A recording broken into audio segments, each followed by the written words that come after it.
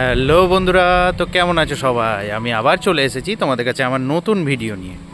তো বন্ধুরা, দুপুরবেলা খাওয়া দাওয়া করে শুয়েছিলাম, ফোন দেখছিলাম। ফোন দেখতে দেখতে 5:30 বেজে গেল। সারা দুপুরে ফোন দেখছিলাম। বেসিক্যালি আমি দুপুরে ঘুমাই না, কারণ দুপুরে ঘুমাতে আমার ভালো লাগে না। ফোন দেখতে দেখতে 5:30 বেজে গেল, কিন্তু হঠাৎ করে মনে হলো যে উঠে যাই, দিয়ে কিছু বাইরে থেকে খেয়ে আসি, একটু ঘুরে আসি। তো তাই সেই কথা মতো আমি বেরিয়ে পড়লাম। অ্যান্ড দেখতেই পাচ্ছ আমি এখন রাস্তায় রয়েছি। এখন ঘড়িতে বাজে 6:45। 5:30টায় আমার ইচ্ছা হয়েছে, প্যান্ট জামাটা পরেছি, বেরিয়ে পড়েছি, ব্যাস। মানে ইচ্ছা মতো যে ইচ্ছা হলো, ব্যাস বেরিয়ে পড়লাম, আর কোনো কথা নেই। তো চলো আজকে তাহলে ফার্স্টে আমার একটু কাজ আছে। যখন বেরিয়েইছি, বাইকের চেনটা খুব আওয়াজ করছিল, একটু বাইকের চেনটা টাইট করিয়ে নেবো, দেন আমরা একটু ঘুরে খাওয়া দাওয়া করব। তো চলো তাহলে শুরু করে দিই আমাদের আজকের ব্লগ। তোমরা কিন্তু অবশ্যই ব্লগটি ভালো লাগলে লাইক করবে অ্যান্ড কমেন্ট করে জানাবে অ্যান্ড সাবস্ক্রাইব করবে আমার চ্যানেলটা। তো চলো তাহলে আর দেরি না করে শুরু করে দিই আমাদের আজকের ব্লগ।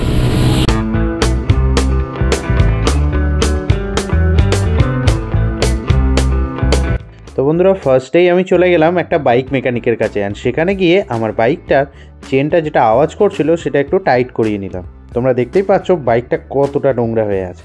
অনেক দিন হয়ে গেল বাইকটা ওয়াশ করানো হয়নি, তাই এরকম লাগছে। বাইকের চেনটা টাইট করার পর আমি চলে গেলাম এটিএমে।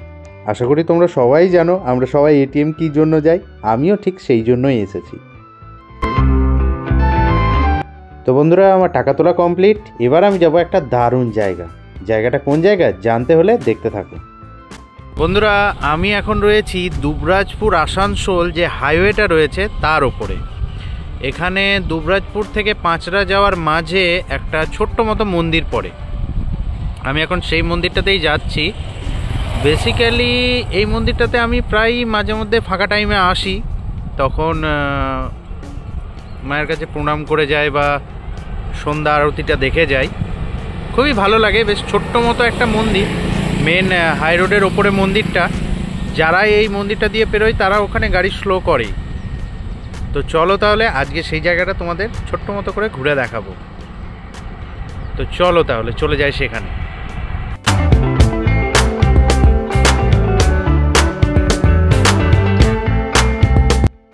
তো বন্ধুরা, আমি চলে এসেছি সেই মন্দিরটাতে। চলো তোমাদেরকে মন্দিরটা দেখাই।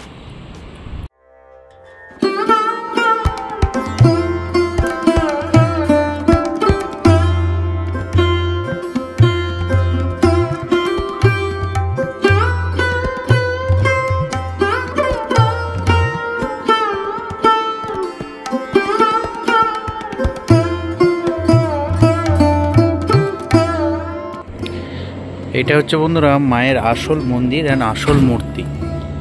এখানেই মা আসল মন্দিরটা প্রতিষ্ঠা হয়েছিল। তারপর এই ছোট মন্দির থেকে বড় মন্দির বানিয়ে মাকে এখানে নিয়ে যাওয়া হয়েছে।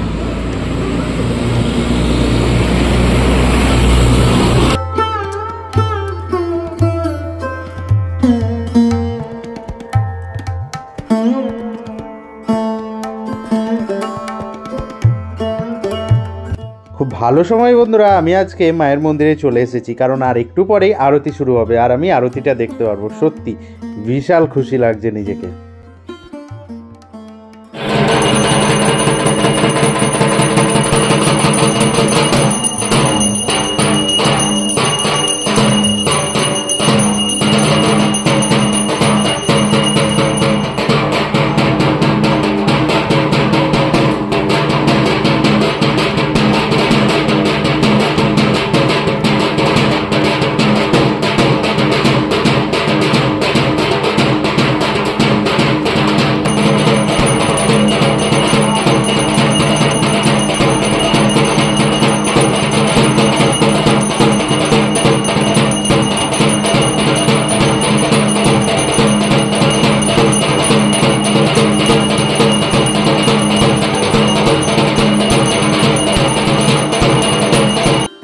আরতি শেষে বন্ধুরা আমি মায়ের প্রসাদ ও মায়ের পুষ্পও পেলাম। তো বন্ধুরা, খুব ভালো সময়ে আমি আজকে এখানে এসেছি, কারণ বেশ আরতির টাইমটাতেই এসেছি, আরতিটাও দেখতে পেলাম। অ্যান্ড খুব ভালো লাগলো আরতিটা দেখতে। অ্যান্ড প্রসাদও পেলাম মায়ের, প্রণামও করলাম মায়ের কাছে। বেসিক্যালি এই জায়গাটায় আমার আসতে খুব ভালো লাগে, কারণ আমি যখনই ফাঁকা পাই না, সময় ফাঁকা পাই, তখনই আমি এখানে চলে আসি। এখানে এসে বেশ মানে কি বলবো, প্রচণ্ড চাপ, টেনশন, চিন্তা যখন জীবনে থাকে তখন আমি এখানে চলে আসি। এখানে এসে মায়ের পাশে প্রণাম করি, মায়ের কাছে প্রণাম করে সমস্ত সমস্যার কথা বলি। সত্যি কথা বলতে নিমেষের মধ্যে দূরও হয়ে যায়, অ্যান্ড আমি সেই মানে সমস্যার সমাধানটা পেয়ে যাই। সত্যি আমার খুব ভালো লাগে জায়গাটা আসতে। তোমরা আমার ভিডিও যারা যারা দেখছো তারা এই মন্দিরটা কে কে চেনো তারা কিন্তু অবশ্যই কমেন্টে জানাবে। তো বন্ধুরা, আরেকটা জিনিস তো ভুলেই গেছি। হ্যাঁ, মন্দিরে তো মায়ের পায়ে প্রণাম করা হলো, ঘোরাফেরাও হলো। চলো এবার কি করতে বলো তো? হ্যাঁ, ঠিকই ধরেছো, চলো তাহলে কিছু খেয়ে নেওয়া যাক। খিদেও পেয়েছে, তখন পেয়েছিল খিদে, এখন তো ঘড়িতে বাজে 7টা, তো খিদেটা আরও বেড়ে গেছে। তো চলো তাহলে গিয়ে কিছু একটা খেয়ে নিই। তো বন্ধুরা, মন্দির থেকে আসতেই রাস্তার মাঝে একটা দোকানে দারুণ ঝালমুড়ি বানায়।